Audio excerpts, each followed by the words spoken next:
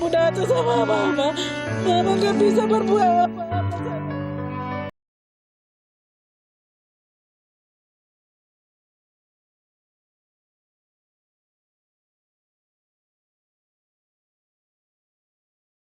Pertimbangan-pertimbangan hakim, Anda merasa hakim sudah cukup independen, sudah cukup imparsial, tidak mengalami tekanan?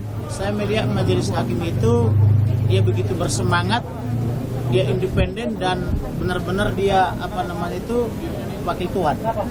Dari pertimbangannya, dari pemaparan fakta-fakta, bahkan beliau sangat bersemangat.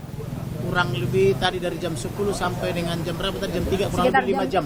15.30 tadi. Mereka sangat bersemangat, jadi artinya mereka telah memberikan kemenangan kepada rakyat Indonesia, bukan hanya kepada Joshua tapi kepada seluruh rakyat Indonesia. Tidak ada keraguan sama sekali Anda? Tidak ada keraguan. Dan dia sangat yakin dengan pertimbangannya, fakta perbuatan Ferdy Sambo atau terdakwa Ferdy Sambo, dan dari fakta-fakta itu dia memang layak dihukum mati. Oke, Anda merasa layak hukum Layak, mati ya, untuk layak. Ferdy Sambo? Ya.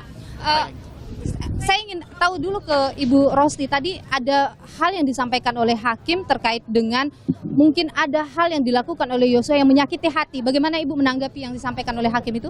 Kalau masalah yang disebutkan hakim di dalam persidangan tadi, kalau soal menyakitkan kami sebagai keluarga, karena kami mendidik anak ini dari kecil sampai hingga dewasa, memang dia ini taat, anak yang jujur dan anak yang patuh, yaitu itu di luar dugaan kami. Ya, semoga nanti kami menginginkan harapan kepada hakim, anak kami dipulihkan namanya, harkat dan martabatnya. Semua keluarga mengharapkan Huta Barat Simbajuntak agar anak kami yang telah dirampas nyawanya mohon dipulihkan harkat, nama baiknya, harkat dan martabatnya.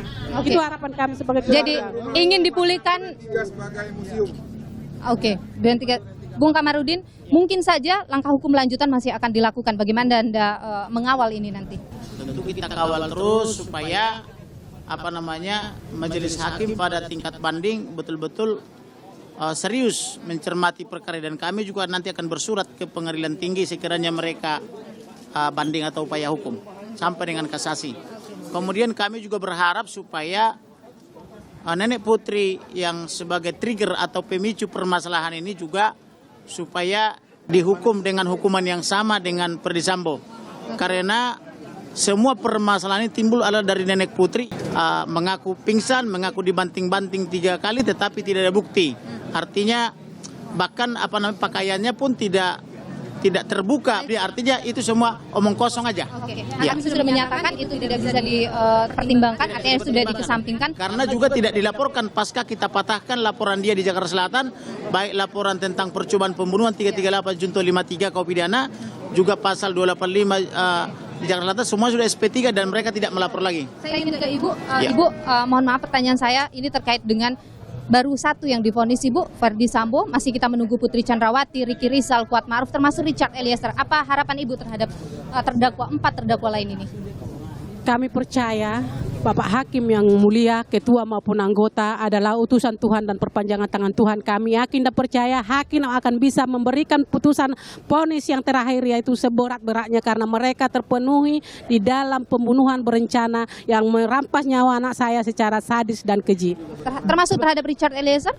Richard Eliezer memang termasuk, tapi dia sudah datang sujud dan mengakui kesalahannya. Semoga Eliezer pemuda yang baik yang bertobat nanti ke depannya. Biarlah nanti hakim yang memberikan proses hukum yang sesuai kepada Richard Eliezer.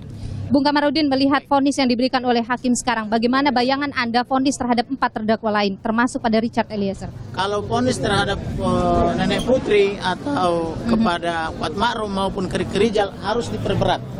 Daripada tuntutan jaksa, kecuali kepada Barada Richard Eliezer karena dia menyesali perbuatannya, datang meminta maaf dan berjanji tidak mengulangi, maka dia harus diberikan keringanan. Saya berharap untuk Barada Richard Eliezer kalau bisa majelis hakim menjatuhkan putusan di bawah 5 tahun. Baik, di bawah 5 tahun. Ya. Bung Kamarudin, hukuman vonis mati pada Ferdy Sambo menurut Anda sudah layak?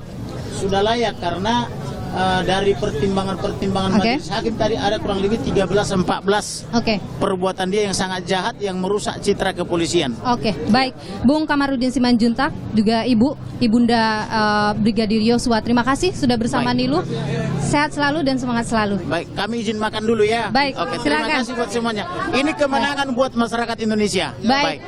Terima kasih Bung Kamarudin Simanjuntak, Bu Rosti Simanjuntak juga.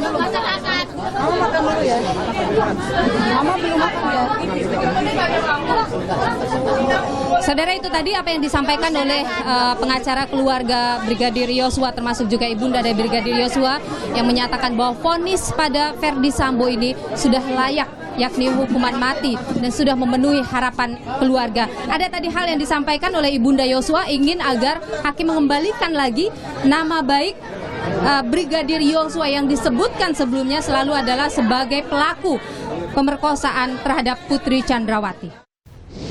Menjatuhkan pidana terhadap terdakwa Putri Chandrawati dengan pidana penjara selama 20 tahun. Menetapkan lamanya masa penangkapan dan penahanan yang telah dijalani terdakwa dikurangkan seluruhnya dari pidana yang dijatuhkan.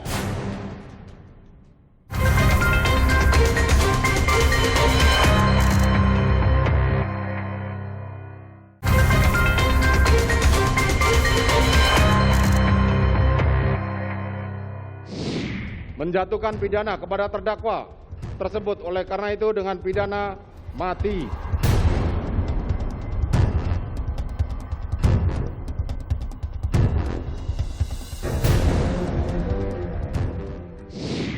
Saudara, baru saja hakim akhirnya membacakan vonis terhadap terdakwa pembunuhan berencana Brigadir Yosua Ferdi Sambo. Setelah kurang lebih 5 jam sidang dilakukan dengan sejumlah pertimbangan, saya mencatat ada beberapa pertimbangan hakim dalam memberikan vonis mati bagi Ferdi Sambo, yaitu diantaranya bahwa hakim menyebut perbuatan pelecehan Yosua terhadap putri ini tidak terbukti. Artinya hakim tidak mendapat keyakinan bahwa pelecehan seksual yang disebut sebagai pemicu adanya pembunuhan terhadap Yosua itu, hakim tidak mendapat keyakinan terkait dengan hal itu. Menimbang bahwa sementara itu apabila mencermati keadaan yang terjadi pada tanggal 7 Juli tersebut tidak ada bukti pendukung yang mengarah pada kejadian yang valid adanya pelecehan seksual atau kekerasan seksual atau bahkan lebih dari itu. Tidak adanya fakta yang mendukung Putri Chandrawati mengalami gangguan stres pasca trauma, post traumatic stress disorder, akibat pelecehan seksual atau perkosaan. Pelecehan seksual dan perkosaan terjadi biasanya dikaitkan dengan relasi kuasa. Ketika pelaku mempunyai kekuasaan yang lebih daripada korban, kekuasaan dapat berupa posisi pekerjaan yang lebih tinggi, kekuasaan ekonomi, kekuasaan jenis kelamin yang satu terhadap jenis kelamin yang lain, jumlah personal yang lebih banyak, dan lain sebagainya. Pelecehan seksual atau kekerasan seksual merupakan setiap bentuk perilaku yang memiliki muatan seksual yang dilakukan seseorang atau sejumlah orang, namun tidak disukai dan tidak diharapkan oleh orang yang menjadi sasaran, sehingga tindakan pelecehan seksual dan perkosaan akan mendatangkan trauma yang mendalam bagi korban. Korban pelecehan seksual dan perkosaan dapat mengalami stres akibat pengalaman traumatis yang dialaminya. Sebagaimana disebutkan dalam jurnal ANAF volume 1 nomor 2 Desember 2016 halaman 188. Proses pemulihan korban kekerasan seksual akan melewati beberapa tahapan dengan menggunakan 5 tahapan kesedihan yang umum digunakan sebagai teori pemulihan diri pada diri korban, tidak selalu melewati setiap tahapan. Kemudian yang kedua adalah perencanaan terhadap pembunuhan Brigadir Yosua ini terbukti terjadi. Bahkan disebutkan oleh hakim bahwa pembunuhan ini sudah mulai dilakukan di Magelang, saudara, di mana Ricky Rizal sudah mulai mengamankan senjata, artinya sudah mengurangi kewenangan dari Brigadir Yosua yang bertugas sebagai ajudan. Termasuk juga hakim menyebut saat berada di rumah Ferdi Sambo di Saguling, terdakwa lainnya Kuat Ma'ruf, Ricky Rizal, Putri Chandrawati dan juga Richard Eliezer mengetahui terkait dengan rencana dan memiliki niatan atau kehendak yang sama untuk menyingkirkan Brigadir Yosua. Karena perasaan sakit hati Putri Chandrawati tersebut kemudian mulai terungkap adanya meeting of mind para terdakwa untuk menyingkirkan korban Nofriansah Yosua Huta Barat. Diawali dengan Kuat Ma'ruf meminta kepada Putri Chandrawati menghubungi terdakwa agar korban Nofriansah Yosua Huta Barat tidak menjadi duri di dalam rumah tangga ibu. Selanjutnya diikuti dengan perbuatan permulaan berupa pengamanan senjata api jenis HS dan laras panjang jenis steyr yang biasa dibawa oleh korban Yosua Huta Barat. Kemudian hakim juga menyebut bahwa Sambo secara terbukti atau hakim mendapat keyakinan bahwa Sambo menembak Yosua, yang sebelumnya memang Sambo selalu mengatakan dirinya tidak pernah melakukan penembakan terhadap Brigadir Yosua. Oleh karenanya, berdasarkan keterangan terdakwa, keterangan saksi Richard Eliezer Pudiang Lumiu, saksi Rifaizal Samuel, saksi Adan Romer, saksi ahli Vira Samia, saksi ahli Farah Primadani Kauro, dan ahli Arif Somirat sebagaimana telah diuraikan di atas. Majelis hakim memperoleh keyakinan yang cukup bahwa terdakwa telah melakukan penembakan terhadap Nofriansah Yosua Huta Barat dengan menggunakan senjata api jenis Glock yang pada waktu itu dilakukan oleh terdakwa dengan memakai sarung tangan warna hitam.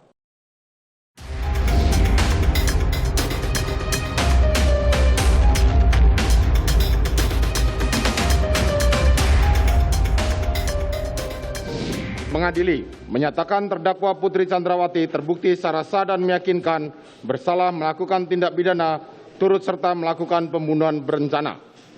Menjatuhkan pidana terhadap terdakwa Putri Chandrawati dengan pidana penjara selama 20 tahun.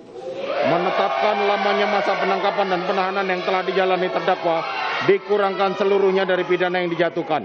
Menetapkan terdakwa tetap berada dalam tahanan, menyatakan barang bukti dikembalikan pada jaksa untuk menjadi perkara untuk dipergunakan dalam perkara lain.